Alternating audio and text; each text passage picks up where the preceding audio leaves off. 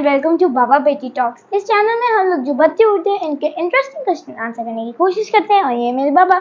Hello बच्चों and बड़ों, कैसे हैं आप? ठीक ठाक हैं? हाँ जी, तो आज का हमारा इंपॉर्टेंट क्वेश्चन क्या है? बाबा देखिए, हम लोग हर जगह पे एक क्यू बनाते हैं। जैसे मैं अपने स्कूल में असेंबली में क्यू बनाती हूँ, मैं जो होता है वो स्पोर्ट्स में क्यू बनाती हूँ, म्यूजिक में क्यू बनाती हूँ और कैंटीन के लिए भी एक क्यू बनाती हूँ। तो मुझे समझ नहीं आता कि हम लोग ये जो हर जगह पे हम लोग एक क्यू बनाते हैं वो बनाते क्यों है।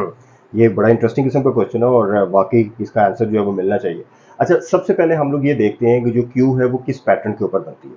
ठीक है, नॉर्मली जो क्यूज होती है ना वो first come first serve basis के ऊपर बनती है। इसका मतलब ये हुआ कि जो बंदा किसी भी जगह के ऊपर सर्विस अवेल करने के लिए आया है या कोई प्रोडक्ट परचेज करने के लिए आया है, तो जो सबसे पहले आने वाला बंदा होता है वो सबसे आगे खड़ा होता है कतार में, उसके बाद आने वाला बंदा सेकेंड नंबर पे और उसके बाद आने वाला बंदा थर्ड नंबर पे and so on and so fourth. ठीक, दूसरी बात यह है कि मेरा ख्याल है जो क्यूज होती है ना इनकी दो डिफरेंट फॉर्म्स होती है आजकल। ठीक है, आजकल के सिनेरियो में एक फॉर्म तो वो होती है जिसके अंदर लोग इन पर्सन या फिजिकली प्रेजेंट होते हैं वहां पर। ठीक है, जैसे नॉर्मली हमने क्यूज देखी हर जगह के ऊपर। अभी अगर हम कोई ग्रॉसरी करने के लिए जाते हैं, वहां पर जिस वक्त हमने बिल करवाना होता है तो वहां पर इन पर्सन एक क्यू लगी होती है। ठीक है, कुछ फॉर्म्स ऑफ क्यूज ऐसी होती हैं जो कि डिजिटल फॉर्म्स होती हैं। इसका मतलब ये हुआ कि किसी जगह पे हम लोग जाकर वेट कर रहे हैं तो वहां पर उन्होंने हमें एक टोकन इशू कर दिया, जैसे नॉर्मली बैंक्स के अंदर होता है। ठीक है, तो वहां पर इन पर्सन फिजिकल क्यू नहीं लगी होती है, लेकिन एक डिजिटल क्यू होती है जिसमें हमें एक टोकन इशू कर दिया जाता है और वो भी उसी पैटर्न के ऊपर किया जाता है, first come first serve basis के ऊपर। जो बंदा सबसे पहले आया उसको सबसे पहले टोकन इशू होता है। ठीक हो गया? अच्छा, इस चीज को अंडरस्टैंड करने के बाद हम इस क्वेश्चन के, आपका जो एक्चुअल क्वेश्चन था उसके आंसर की तरफ चलते हैं कि ये क्यू एक्चुअली बनाई की जाती है।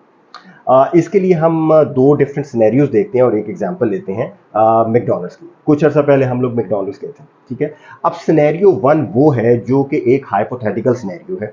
इस सिनेरियो में ये हो सकता है कि हम लोग वहां गए, गाड़ी हमने पार्क की, एकदम भाग के अंदर गए, जल्दी से जंप करके हम काउंटर के ऊपर गए और वहां पर आंटी जो वहाँ ऑर्डर पंच कर रही थी उनको जल्दी से हमने अपना ऑर्डर लिखवा दिया। अभी हम ऑर्डर अपना लिखवा रहे थे कि एक और हमसे ज़्यादा पावरफुल कोई अंकल आए अंदर, उन्होंने जल्दी से आया, वो जंप की, उन्होंने हमें पीछे हटाया और अपना ऑर्डर था वो वहाँ पर लिखवा दिया। एक थर्ड पर्सन आया, वो उनसे भी ज़्यादा पावरफुल था, वो उसने हमें पीछे किया, सबको पीछे किया और अपना ऑर्डर था वहाँ पर पाँच करवा दिया। अच्छा, अब वहाँ पर और भी बहुत सारे लोग आए होंगे, हम लोग भी आए होंगे, इसके अलावा कुछ ऐसे बच्चे आए थे जो कि फिजिकली चैलेंज्ड होंगे, कुछ बुजुर्ग आए हुए थे, कुछ वैसे बच्चे आए हुए थे जो कि रिलेटिवली ज़रा फिजिकली वीकर इंडिविजुअल्स थे। उन सारों को भी सबने पीछे हटा दिया। अब उस इस सिनेरियो के अंदर ये हुआ कि ये जो आपके रिलेटिवली वीकर इंडिविजुअल्स थे इनका राइट मारा गया। ठीक है, इनको टाइम नहीं मिला, इनको किसी ने स्पेस नहीं दी कि वो आगे जाकर अपना ऑर्डर पंच करवा सकते। ठीक है, एक प्रॉब्लम तो ये हुई इस पूरे सिनेरियो के अंदर। दूसरी प्रॉब्लम ये हुई कि कंफ्यूजन बहुत ज़्यादा क्रिएट हो गई। जो आंटी ऑर्डर पंच कर रही थी उनको अंदाज़ा ही नहीं हुआ कि किस बंदे ने कौन सा ऑर्डर लिखवाया मुझे। हो सकता है कि हमने उनको ऑर्डर लिखवाया हो हैप्पी मील का और जिस वक्त डिलीवरी की बारी आई हो तो उन्होंने हमें जो क्रिस्पी बर्गर है उनका वो दे दिया। ठीक है, किसी बंदे ने उनको मैकरेबिया लिखवाया हो और हो सकता है उसको उन्होंने संडे दे दिया। ठीक है, तो उसमें कंफ्यूजन क्रिएट हो गई ना, क्योंकि वो आंटी भी जिसको ऑर्डर पंच कर रही थी उनको भी नहीं पता लग रहा था कि ये कहां से आवाज आ रही। अब हम दूसरा सिनेरियो देखते हैं जो कि एक्चुअल सिनेरियो था वहां पर।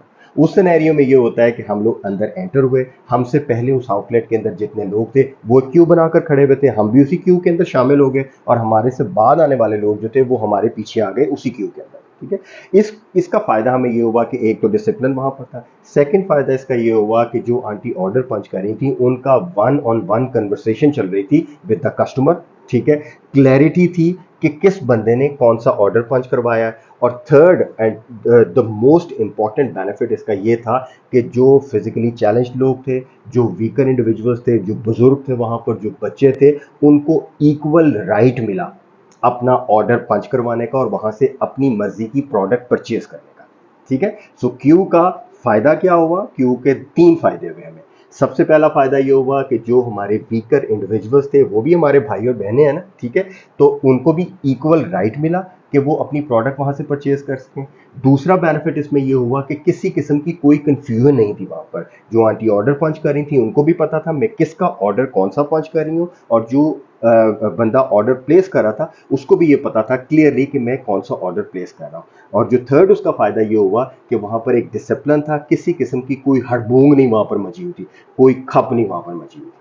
ठीक है। तो आज की वीडियो से हमने क्या लर्न किया कि लाइन बनाना, क्यू बनाना बहुत जरूरी होता है। बिल्कुल। और क्यू बनाने के क्या फायदे हैं, कोई उसमें से मोस्ट इंपॉर्टेंट फायदा गिनवा दें। कि किसी के राइट्स नहीं मारे जाते। एब्सोल्युटली, बिल्कुल, ठीक है। तो एंड पे आपका पैगाम। अगर आपको ये वीडियो पसंद आई हो तो प्लीज लाइक, सब्सक्राइब और शेयर करें। और जैसा क्वेश्चन आज की वीडियो में हमने डिस्कस किया है, इसी तरह के अगर आपके कोई क्वेश्चंस हैं तो उनको कमेंट्स बॉक्स के अंदर मेंशन करें ताकि उनका आंसर तलाश करने में हम आपकी मदद कर सकें। टिल देन, अल्लाह हाफिज।